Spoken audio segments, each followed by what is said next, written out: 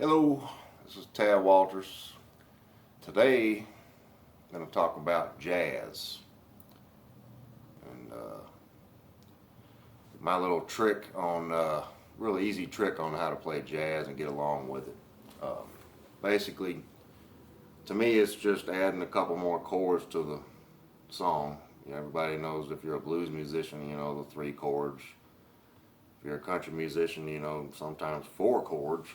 But we're going to add a few more chords to that situation. Sometimes we're still going to have 3 chords. But basically, a little easy trick I throw in there to play jazz.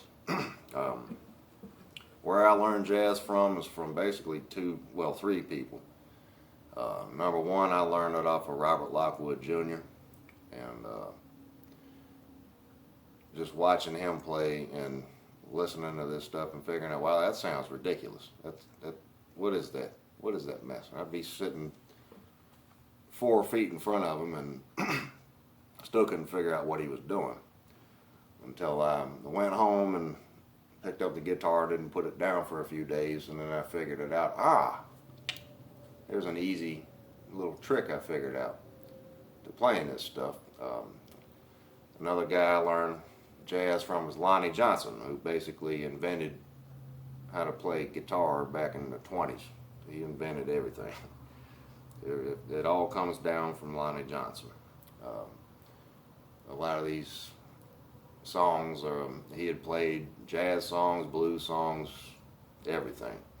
Lonnie Johnson. If you're not familiar with him, go do your homework. Another guy, a good friend of mine named Dave Andrews, Smoke Break. We sat around and I was Lonnie Johnson and he was Eddie Lang, and we just did a guitar duet type of thing a while back. Anyway, he showed me all kinds of stuff that put me through boot camp as far as jazz goes, and I had to keep up with them. And there's one for Dave Andrews out there. So those are 3 people that I learned from. But I'm going to show you, because I sometimes can be slow picking up stuff. I figured out a quick, easy, shortcut way to play jazz and come up with my own little thing on how to do it. But I'm going to show you a couple of things on how to do that. Okay, before we go any further, let's talk about tuning. Now, because I have my own little tuning on this thing, I always tune down a whole step. So I've got everything, all my E's are going to be actually D's. So everything's tuned down a whole step. So if you're trying to play along with me, don't look at me, listen to it. We're going to be working today in the key of F. If you're watching, a good place to play in this is the key of G. Now, G, F, B flat, C, D, those are good keys to be able to play because of the horn players. E flat, you can use this in E flat too. Horn players are kind of picky sometimes because they don't like to play in guitar player keys. They hate the key of E a lot of times. A good one can play in E and A, so be careful who you associate with as far as horn players goes, is my advice to you.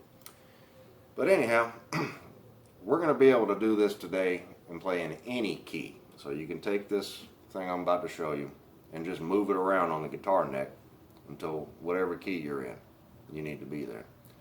And basically, that's the foundation. But today we're going to be dealing with the key of F.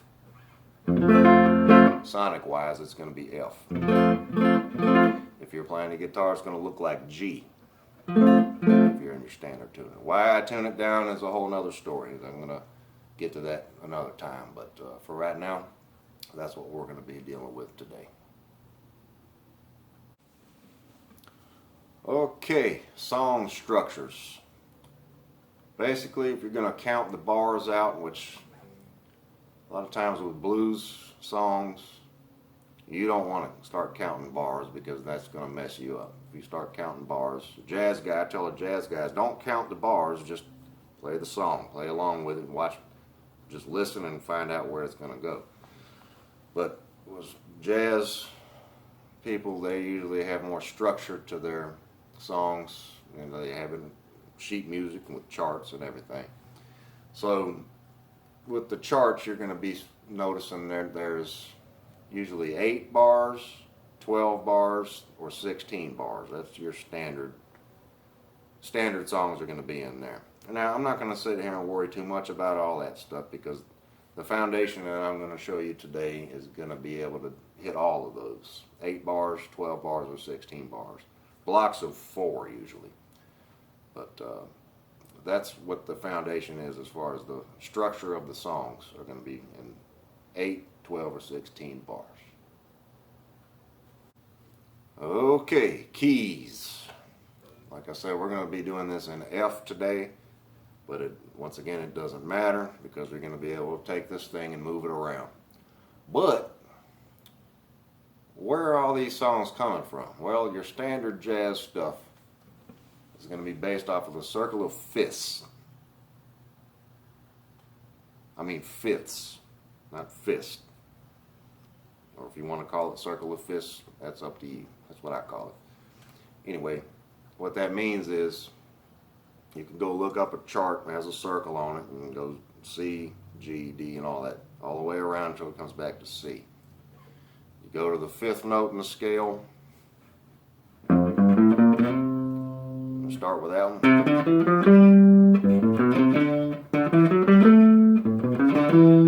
And a bunch of the songs are going to be based off of the chord structure is going to be based off of a circle of fifths. So go look up your circle of fifths, play through them. Play the chords, play the scale through it. Start at C. And go to the 5th of C is going to be a G.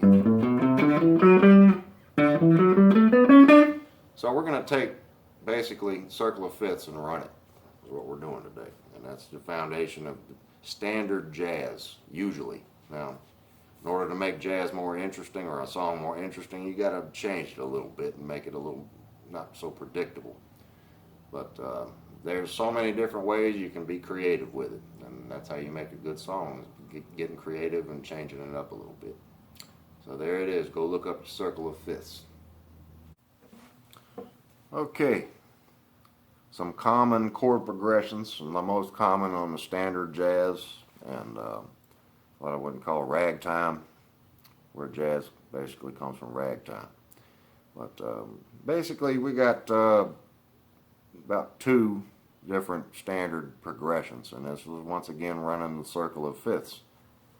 It's going 5 to 5 to 5 to 5 to 5, and then it stops. And start on back to where you began.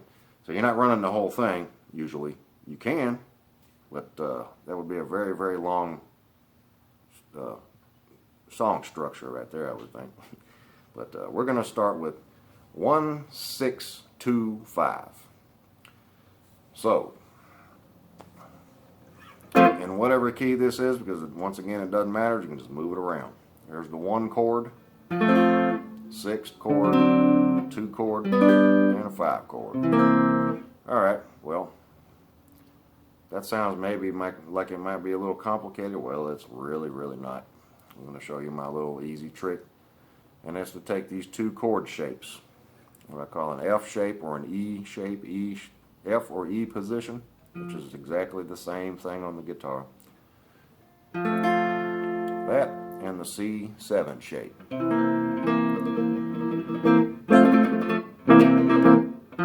Now, here's a quick trick.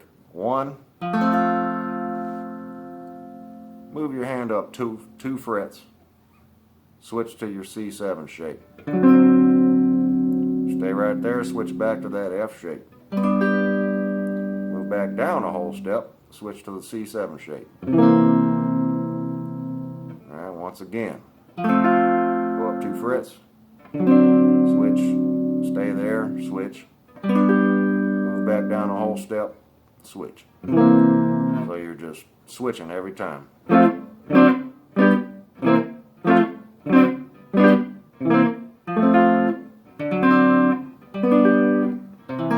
So that's a 1 chord, a 6 chord, a 2 chord, and a 5 chord. Another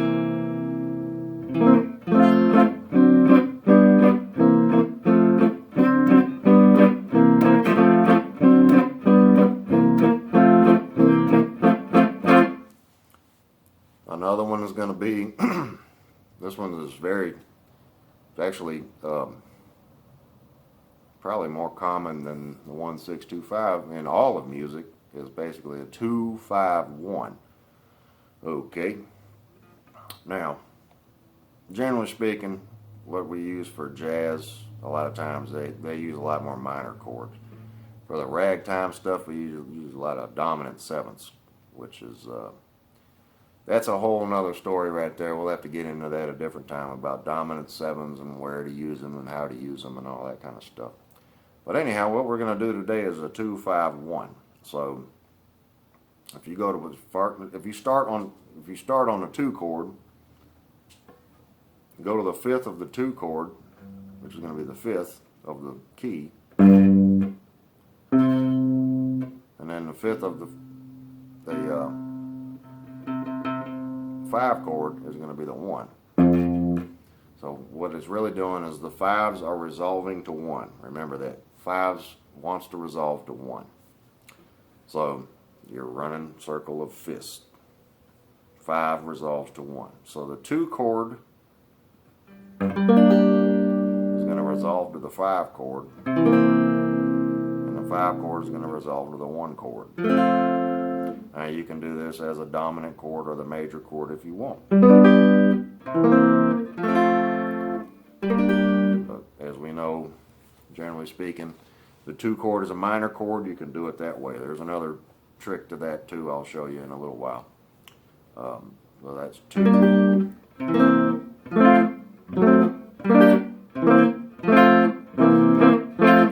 So there's the 2, 5, and a 1. Okay, now if you're going in back and listening to some jazz stuff, playing along and using your quick little trick,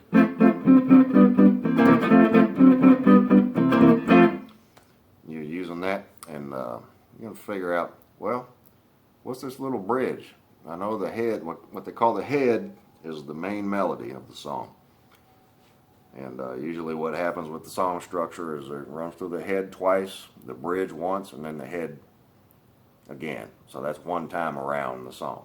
So if you're going to take a solo or if you're going to create your melody, you're going to do the head, the bridge, and then the head.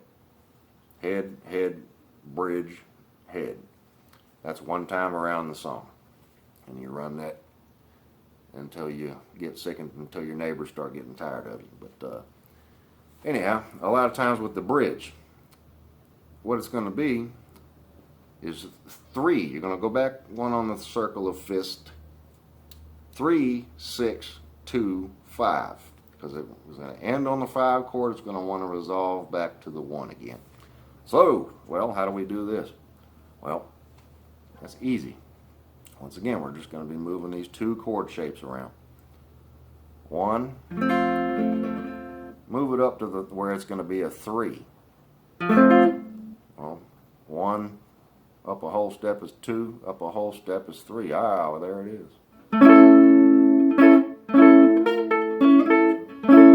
3, 6,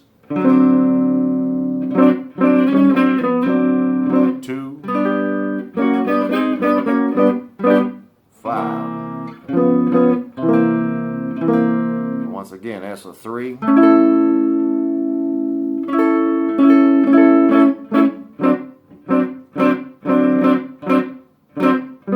2 and a 5. And that's going to resolve back to the 1 chord, back to the head. So there's your bridge right there with a 3, 6, 2, 5.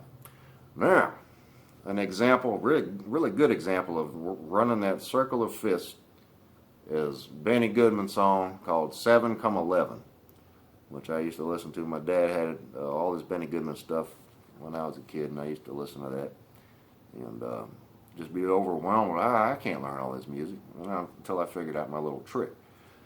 So what he's doing is he's taking it back even one more further. Now the trick about this one is it's going to have to fit into that same song structure with the bars. So he's going to have to cut one of the bars at the end of it. There's the 2 and the 5. That's because it has to resolve on the 5. So what he's doing,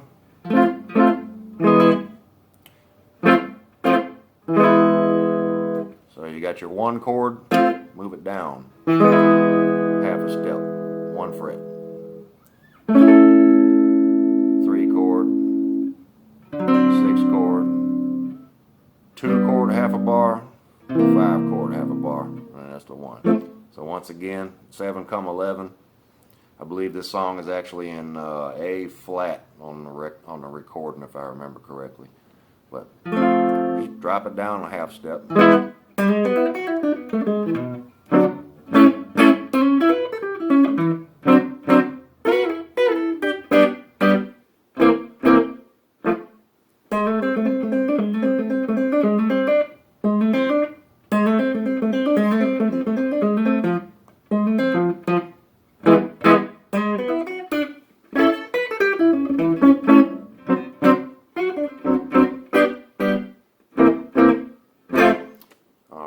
An example, Benny Goodman, 7-11, and that's how the song structure. That's how the structure of that one goes. The head is based on the 1. It just stays on the 1. Nice and easy, huh? Okay, well, we're not going to be stuck with just the straight major chords. And how do we play melody lines over this stuff? Well, figure out. I'm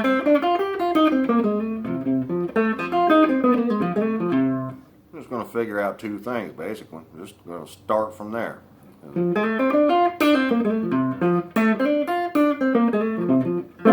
I just play that little line all day long, and I can play that in my sleep based off of this F-shaped chord.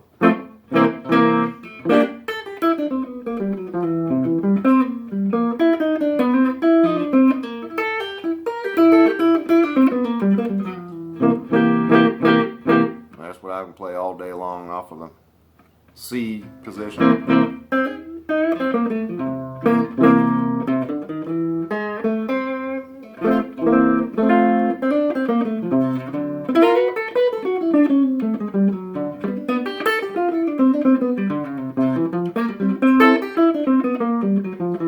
I'm basically just playing 2 different things over this shape and that shape.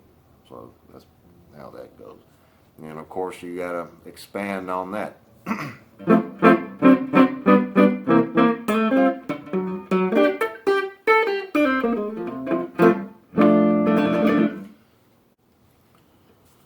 Well, all this stuff wouldn't make much sense if I didn't show you an example of it. And here's the one I made a long time ago when I didn't have, all I had was a suitcase and a little box guitar. And I was sitting around and I made up this song called the Pittsburgh Swing. And it's going to take these concepts and add a melody to it and how to do all this stuff. So I'm just going to noodle around with it a little bit too. Anyway, this is a little song I made called the Pittsburgh Swing. Get your thumb going.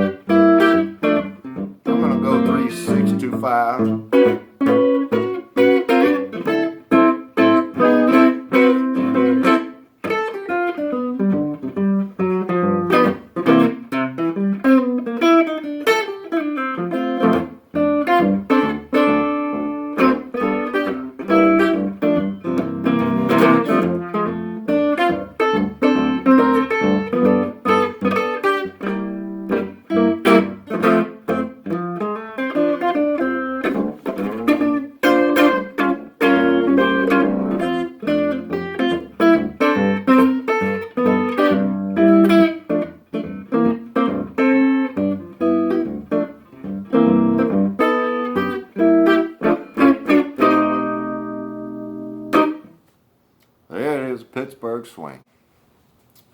Okay, well, that's a little concept for jazz that I came up with. I hope that helps you trick and cheat your way into playing this stuff so you don't have to think about it too much. Anyway, if you're interested in contacting me to get more in depth with it, building chords and how to play lines over it and everything, there's a couple other little tricks I have up my sleeve, and be happy to show up to you. And just look in the description below, get my email, send me a note, and we can find a way to do it. Also, I have a tip bucket in the bottom.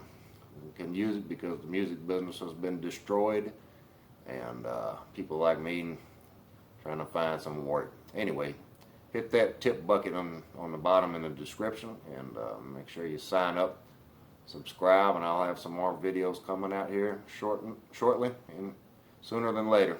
And I appreciate y'all very much. Thank you. Once again, I'm Tad Walters, and I appreciate you very much. Thank you.